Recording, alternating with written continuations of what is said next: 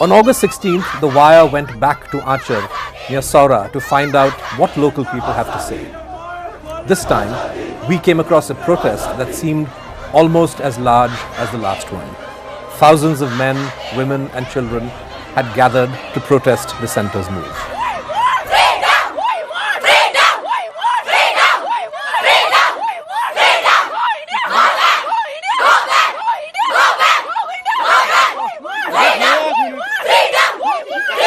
Many of the protesters held placards with the date of the protest written on it. They said this was done to counter claims that media outlets around the world had been publishing old protest footage to show the situation in Kashmir.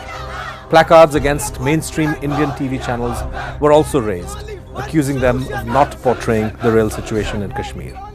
On the other hand, some placards were raised in gratitude for the coverage done by BBC and Al Jazeera, the two media outlets which were heavily trolled by the right wing on social media for publishing stories about the clashes between protesters and the security forces in Saura on August 9th. Protesters also offered in absentia funeral prayers for those who have been killed since 2008 by the security forces in Kashmir. The centre has done away with Kashmir's special status, but the state's flag has not made way for the Tiranga on the streets.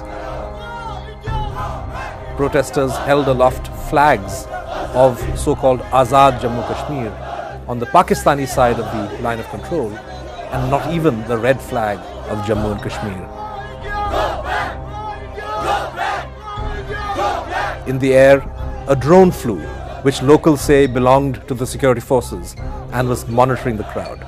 Clashes erupted soon after the security forces used tear gas and pellets on the protesters in an effort to disperse them. Locals say the mood of the valley can be gauged from the mood in Achar.